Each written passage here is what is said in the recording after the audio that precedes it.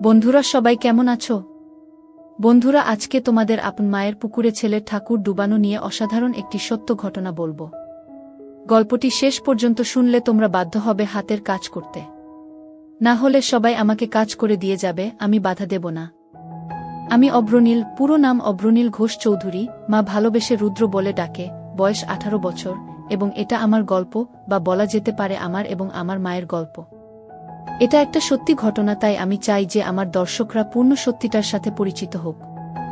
আমার প্রতিটা অনুভূতি, আমার রস আস্বাদনের তৃপ্তি, সবটাই যাতে আমার দর্শকরা অনুভব করতে পারে। আমার মায়ের সাথে আপনাদের পরিচয় করিয়ে দিই। আমার মায়ের নাম শ্রীমতী জয়শ্রী ঘোষ চৌধুরী, বয়স 38 বৎসর।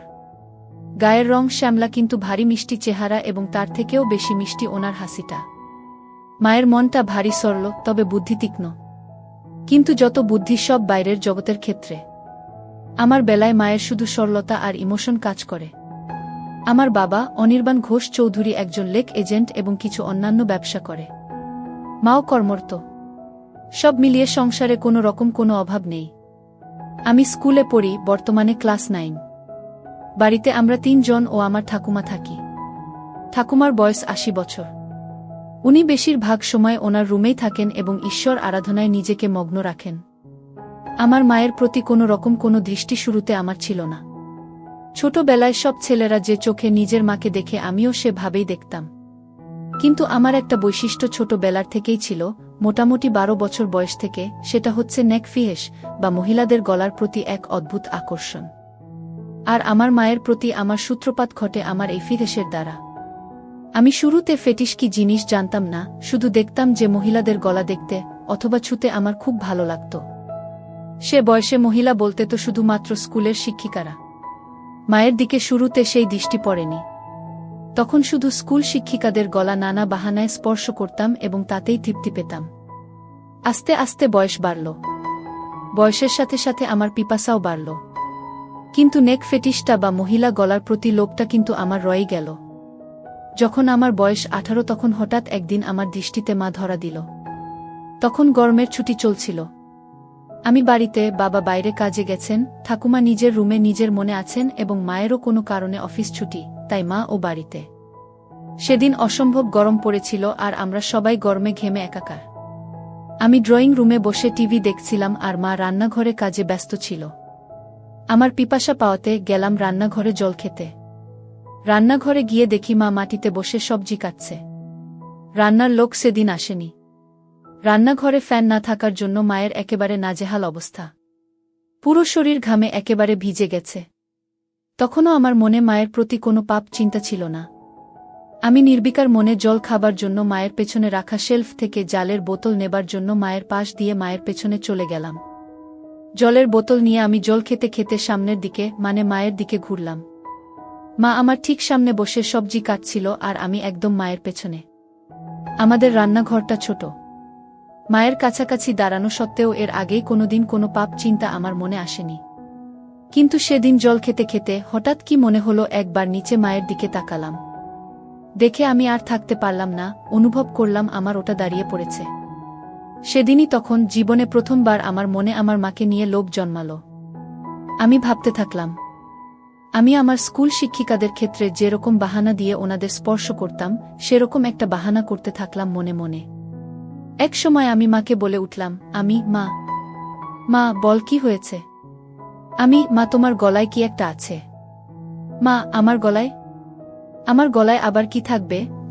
না মা, তোমার গলায় কি একটা লেগে আছে। মা, কই, বলে মা নিজের হাত দিয়ে একটু নিজের গলাটা পরিষ্কার করার চেষ্টা করল। এদিকে আমি তো নিজেকে সামলাতে পারছিলাম না। আমি বললাম, হয়নি মা, এখনো লেগে আছে।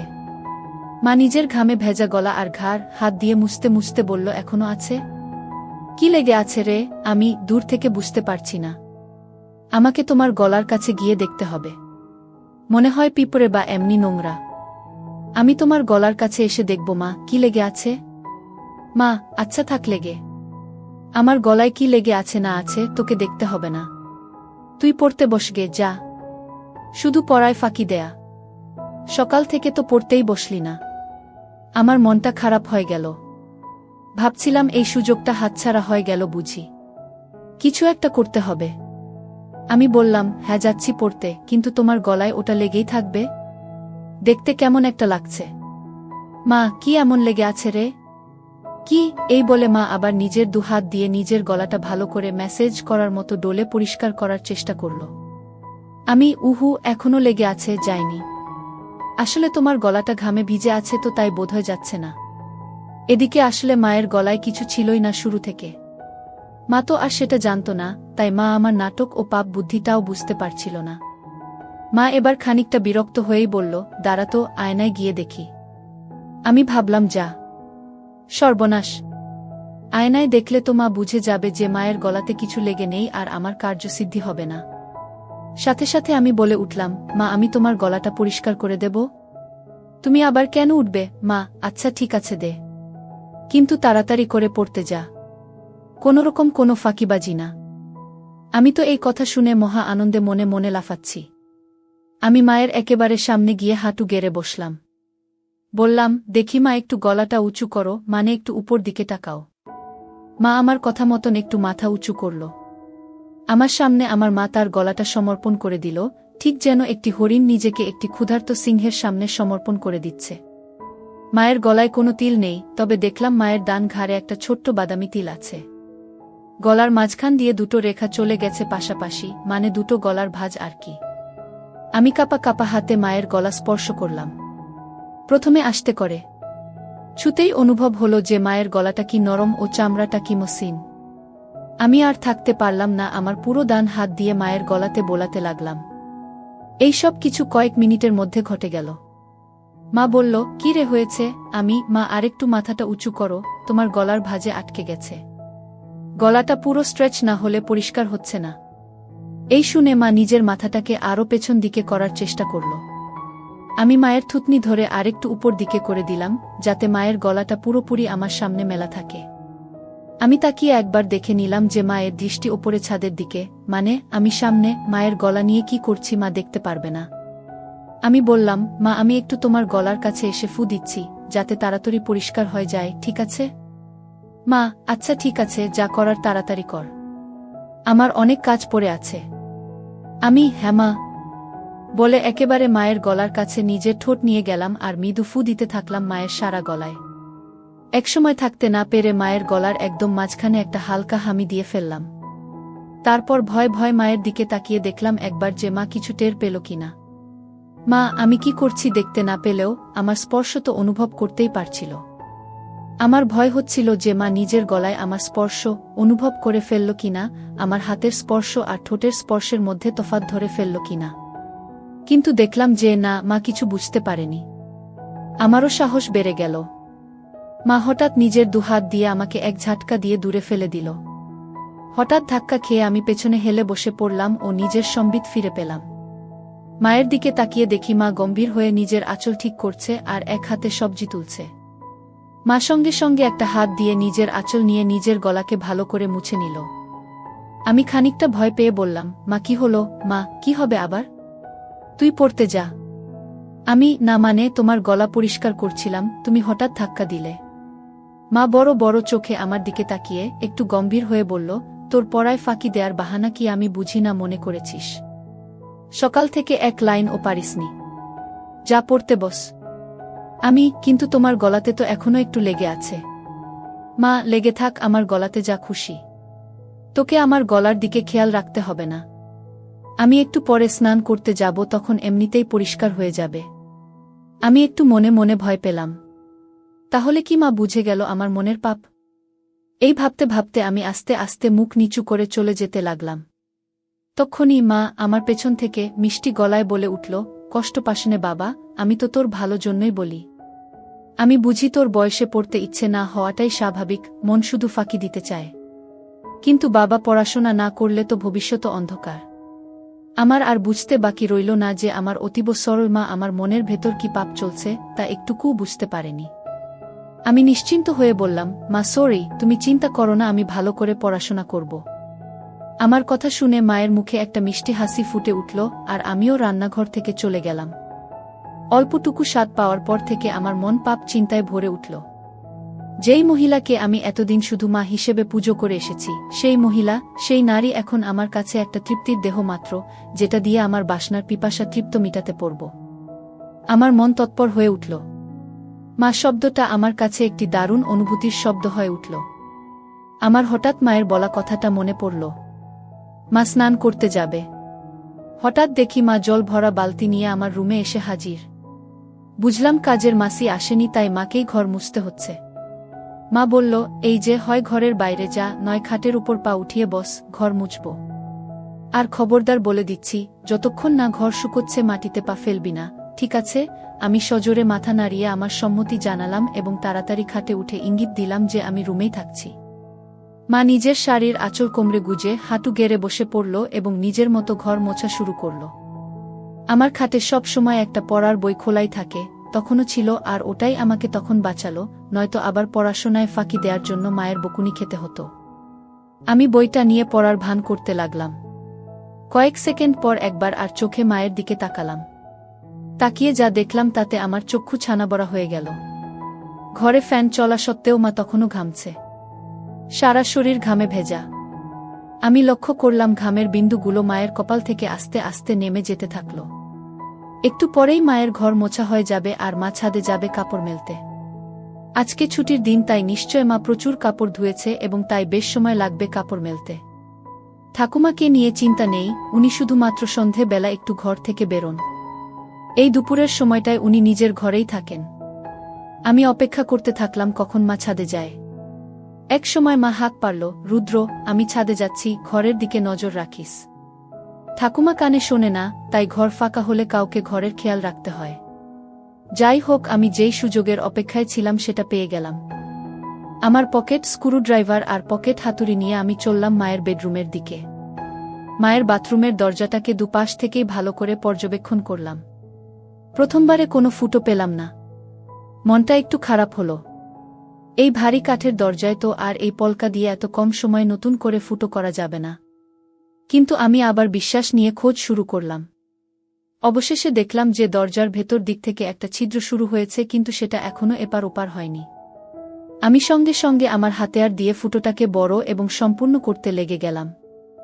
সফল হওয়ার পর ফুটো দিয়ে দেখলাম যে পুরো বাথরুমের ভেতরটাই পরিষ্কার দেখা যাচ্ছে। আমি আনন্দে আত্মহারা হয়ে উঠলাম।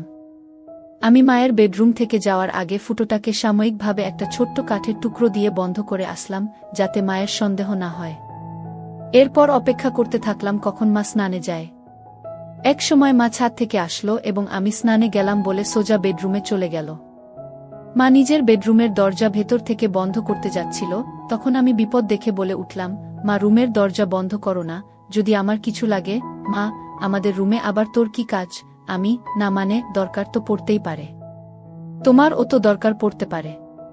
হঠাৎ যদি কিছু লাগে তোমার, যেমন সাবান বা কিছু। কখন কি দরকার পড়ে কেউ বলতে পারে। বাথরুমের দরজা তো আর খোলা রাখতে বলছি না, রুমের দরজাটাকে খোলা রাখতে বলছি। আমি খানিকটা ঠাট্টা করে বললাম। মা, হ্যাঁ ঠিক আছে, তোকে ও তো পাকামো করতে হবে না। খোলা রাখছি রুম। বাড়ির দিকে খেয়াল রাখিস। আমি গেলাম স্নানে। আচ্ছা মা। মা বাথরুমে ঢোকার 2 সেকেন্ডের মধ্যে আমি মায়ের রুমে ঢুকে একেবারে বাথরুমের দরজার সামনে চলে গেলাম।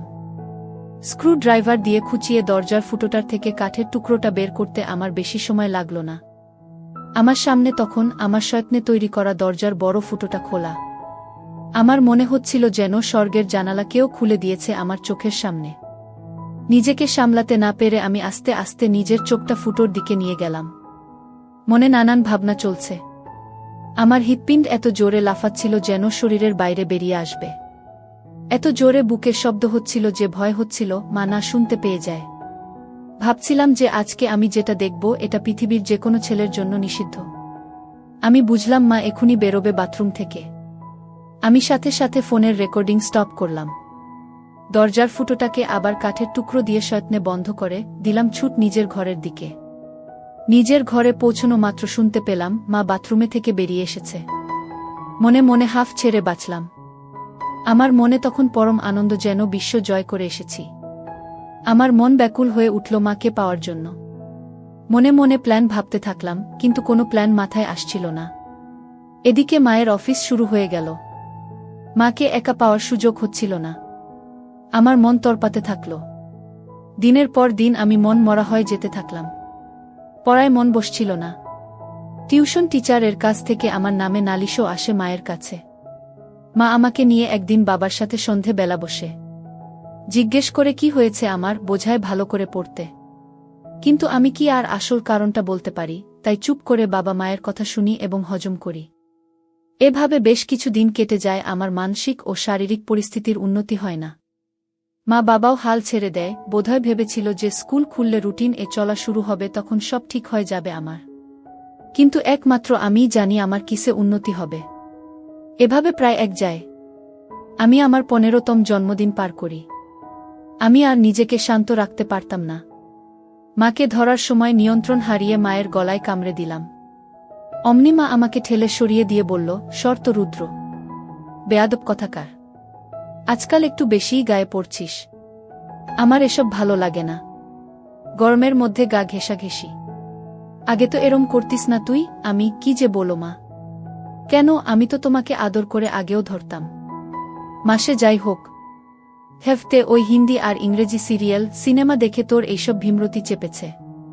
আমাদের বাঙালিদের মধ্যে ছেলেরা বড় হয়ে গেলে মায়ের থেকে দূরে দূরে থাকে, এরম গা ঘেঁষাঘেঁষি করে না। আর তুই তো একটু বেশিই করিস। ধরার পর কি আমার গলায় ঘাড়ে কামড়ে দিস? এতে পরে আমার ব্যথা করে। দুবার তো দেখেছি কালসিটে পড়ে গেছে। এটা কি তোর নতুন কোনো দুষ্টুমি শুরু হয়েছে নাকি আমার উপর রাগ করে আমার বকুনির প্রতিশোধ নিস তুই? আমি তো মায়ের কথা শুনে পাথরের মতন দাঁড়িয়ে ভয় পাচ্ছিলাম আর ভাবছিলাম যে মা তবে আমার মায়ের গলায় হামি দেয়া কামড়ানোটা টের পেয়েছে প্রতিবার। আর সেটাই তো স্বাভাবিক। আমিই বোকা, পাপের চোটে গান শূন্যর মতো ওভারকনফিডেন্ট হয়ে যাচ্ছিলাম আস্তে আস্তে। এখন কি হবে? আবার ভাবলাম মা টের পেয়েছে ঠিকই, কিন্তু তার ছেলের আসল মতলবটা এখনো বুঝতে পারেনি। এটা ভাবা মাত্র আমার মনে একটু সাহস আসলো। আমি বললাম, কি যে বলো মা তুমি, এটাতে আমার আবার কি দুষ্টুমি? আমার সব বাঙালি বন্ধুরাও তো তাদের মাকে ভালোবেসে এভাবে ধরে। মা এবার একটু বিরক্ত হয়ে বলল, সে কে কি করছে সেটা আমি জানি না। আমার এটা পছন্দ না, তাই তুই এটা করবি না, ব্যাস। বোঝা গেল। আমি মাথা নেড়ে আমার সম্মতি জানালাম। মা, আর বন্ধুদের থেকে এই সমস্ত বদ অভ্যেস না শিখে ভালো কিছুও তো শিখতে পারিস নাকি? আমি বুঝলাম কথা লাভ নেই। ব্যাপারটা খুব সিরিয়াস দিকে যায়নি, তাই এখানেই ইতি করতে হবে।